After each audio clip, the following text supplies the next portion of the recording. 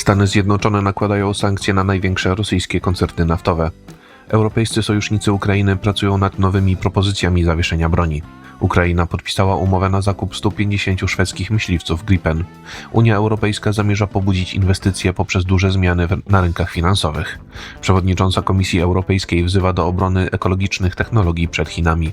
ChatGPT z powodu dużej liczby użytkowników może zacząć podlegać najsurowszym przepisom Unii Europejskiej. Środa 23 października to jest Układ Poranny. Michał Ziomek, zapraszam. Stany Zjednoczone nałożyły sankcje na największe koncerny naftowe z Rosji. Amerykańskie władze wezwały swoich sojuszników do pójścia ich śladem. Amerykański prezydent Donald Trump stwierdził, że przez długi czas zwlekał z wprowadzeniem nowych restrykcji wobec rosyjskich przedsiębiorstw. Ogłaszając kolejne sankcje, wyraził nadzieję, iż w rzeczywistości będą one obowiązywać przez krótki czas, bo wojna nareszcie się skończy. Poza tym nie widział on sensu w organizacji kolejnego szczytu z udziałem jego rosyjskiego odpowiednika Władimira Putina, dlatego zdecydował się na jego odwołanie. Sekretarz Skarbu USA Scott Bessent w swoim oświadczeniu wyraził nadzieję na rychłe zakończenie konfliktu. Jego zdaniem nadszedł czas na przerwanie zabijania i natychmiastowe wprowadzenie zawieszenia broni. Wyraził on zarazem rozczarowanie dotychczasową postawą Rosji wobec trwającego nadal konfliktu. W opinii Bessenta Trump zrobił dotąd wszystko, aby doprowadzić do przerwania wojny. Sankcje wprowadzone przez Waszyngton będą obowiązywały przede wszystkim dwie największe rosyjskie spółki naftowe, a więc Rosneft i Łukoil. Oprócz nich ograniczeniami zostaną objęte 34 ich najważniejsze spółki zależne. Amerykański sekretarz skarbu ma nadzieję na przyłączenie się innych państw do wprowadzonych sankcji. Bessent liczy zwłaszcza na najważniejszych sojuszników swojego kraju, czyli na państwa należące do grupy G7 oraz na Australię i Kanadę. Europejscy sojusznicy Ukrainy pracują nad swoimi własnymi propozycjami zawieszenia broni w trwającej wojnie. Warunki rozejmu miałyby zadowolić prezydenta Stanów Zjednoczonych Donalda Trumpa i przywódcę Rosji Władimira Putina, poinformował portal Politico. Rozmowy na ten temat są obecnie prowadzone między Ukrainą i wspierającymi ją państwami Europy Zachodniej. Są one odpowiedzią na niedawne wypowiedzi amerykańskiej głowy państwa. Trump kilkukrotnie zasugerował, że Ukraina będzie zmuszona oddać Rosji przynajmniej część swojego terytorium. Kijów wraz z innymi europejskimi stolicami chce zaproponować alternatywne warunki rozejmu. Jedna z propozycji ma być wzorowana na planie prezydenta USA dla Bliskiego Wschodu. Pokój na Ukrainie byłby nadzorowany przez Międzynarodową Radę Pokoju, czyli organ mający pełnić analogiczną funkcję w palestyńskiej strefie gazy. Ostrożnie do tej kwestii podchodzi sam ukraiński prezydent Wołodymyr Zełenski. Podczas wizyty w Szwecji powiedział on, że wszelkie projekty zawieszenia broni powinny być jeszcze dokładnie przedyskutowane. Docenił zarazem prace prowadzone przez jego europejskich sojuszników. Dodatkowo przekazał, iż żadna z dotychczasowych propozycji nie dotyczy trwałego zakończenia wojny. Unia Europejska, zdaniem Politico, skupia się aktualnie na nowych programach wsparcia dla Ukrainy. W czwartek tej sprawie poświęcone będzie posiedzenie Rady Europejskiej, a w piątek spotka się tzw. koalicja chętnych. W ramach tej drugiej inicjatywy mają być również omawiane właśnie propozycje zawieszenia broni.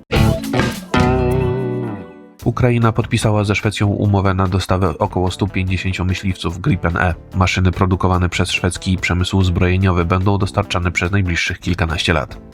List intencyjny w tej sprawie został podpisany podczas spotkania premiera Szwecji Ulfa Kristerssona i prezydenta Ukrainy Wołodymyra Zełenskiego.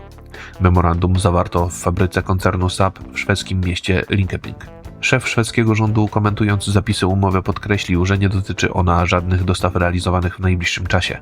Dostarczenie Ukrainie blisko 150 myśliwców określił on mianem początku długiej podróży, która może trwać od 10 do nawet 15 lat. Pierwsza maszyna może zostać dostarczona ukraińskiemu lotnictwu najwcześniej w przyszłym roku.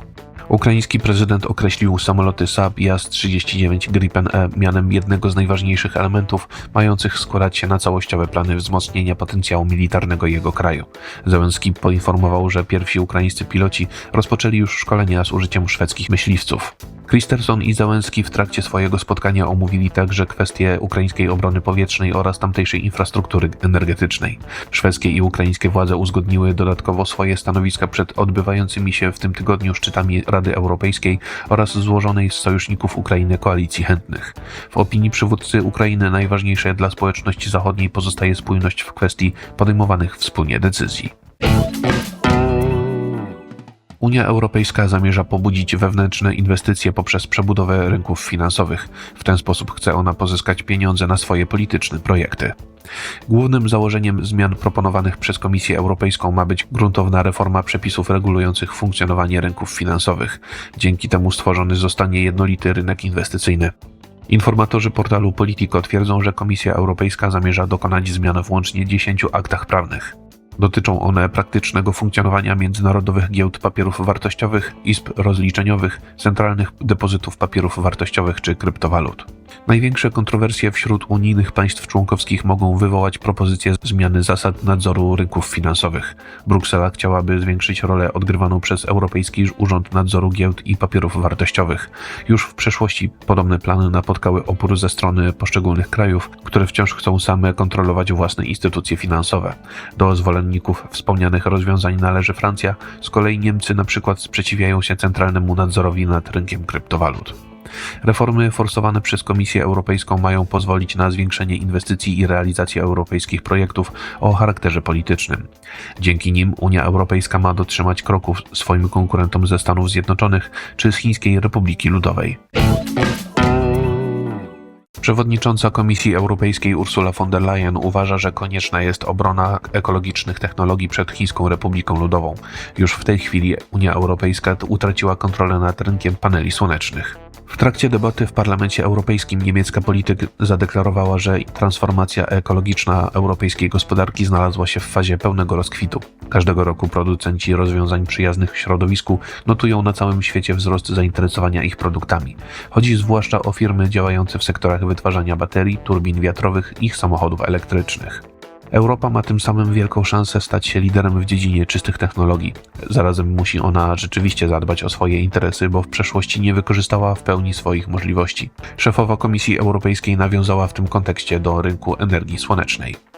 Chińskiej konkurencji udało się przejąć nad nim kontrolę, dlatego państwo środka stało się liderem w tej dziedzinie. Odpowiada ono obecnie za 90% światowej produkcji paneli słonecznych, ponieważ tamtejsze przedsiębiorstwa mogły liczyć na państwowe dotacje i udało im się zniszczyć europejskich producentów.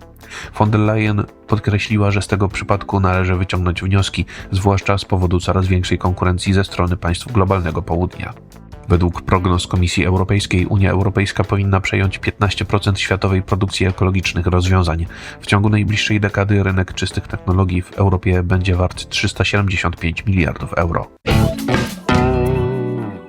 ChatGPT cieszy się coraz większą popularnością wśród użytkowników internetu. Z tego powodu sztuczna inteligencja może zacząć podlegać surowym przepisom Unii Europejskiej. Amerykańska firma OpenAI, która opracowała chatbox oparty o rozwiązania AI, ogłosiła, że miesięcznie z jej narzędzia korzysta około 120 milionów europejskich użytkowników sieci internetowej. Ogółem na całym globie cieszy się ono zainteresowaniem blisko 700 milionów internautów miesięcznie. Komisja Europejska, reagując na informację przekazaną przez startup, przypomniała o obowiązujących na terenie wspólnoty przepisach. Z racji swojej popularności ChatGPT może zacząć podlegać unijnej ustawie o usługach cyfrowych. Wówczas OpenAI będzie zobowiązany do uiszczenia wyższych opłat za nadzorowanie swoich rozwiązań, a także do większej przejrzystości w zakresie swojego funkcjonowania. Bruksela miała już rozpocząć dokładne analizy na ten temat, ponieważ każdy z przypadków jest odrębnie rozpatrywany. Podobnym regulacjom podlegają już najpopularniejsze platformy internetowe. Facebook, Instagram, Amazon, Portal X czy TikTok przekraczają od dawna próg 45 milionów użytkowników miesięcznie. Tym samym łącznie 25 firm musiało dostosować się do specjalnego ustawodawstwa Unii Europejskiej. Telewizja Euronews przypomniała o postępowaniach prowadzonych wobec gigantów cyfrowych. Obecnie Komisja Europejska sprawdza potencjalne przypadki naruszenia prawa przez kilku gigantów cyfrowych. Informacje przygotował Maurycy Mietelski, nadzór redakcyjny Igor Jankę. Jeżeli podoba się Państwu nasza praca, serdecznie zachęcam do wsparcia Układu Otwartego w serwisie patronite.pl. To wszystko na dzisiaj. Bardzo Państwu dziękuję za uwagę i do usłyszenia w kolejnym Układzie Porannym.